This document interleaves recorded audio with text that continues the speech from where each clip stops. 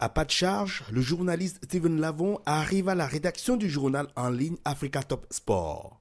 Et c'est pour y suivre à la télévision, en compagnie de ses collègues, le match Cameroun-Togo.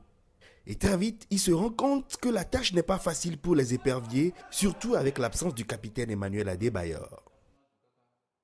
Je crois qu'on Emmanuel Adebayor dans cette rencontre ou Nkossi Agassia dans cette rencontre aurait pu peut-être à un moment ou à un autre changer la donne parce qu'on connaît toute la faute d'Emmanuel Adebayor et puis le sens de leadership de Nkossi Agassia, ça n'a pas été le cas. Mais Steven y croit, même si le Togo encaisse un premier but sur penalty à la 42e minute. L'égalisation de Omedove quelques minutes plus tard sera accueillie par une explosion de joie au sein de la rédaction.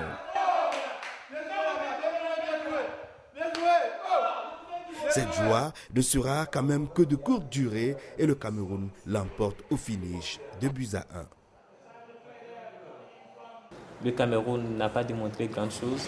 D'un côté, Samuel Eto'o qui a une très belle forme, qui a montré qu'il est un grand attaquant.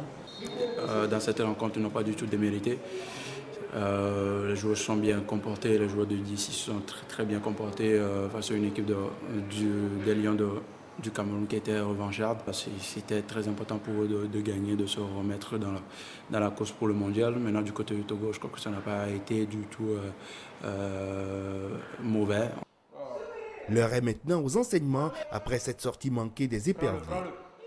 Il va falloir rapidement se remettre au travail pour que dans 2 mois, lorsque le Cameroun va arriver à Lomé, les Togolais puissent gagner et espérer dans ce temps-là rester dans la course pour le mondial. Steven rentre chez lui très déçu, mais avec l'espoir que le Togo fera mieux la prochaine fois.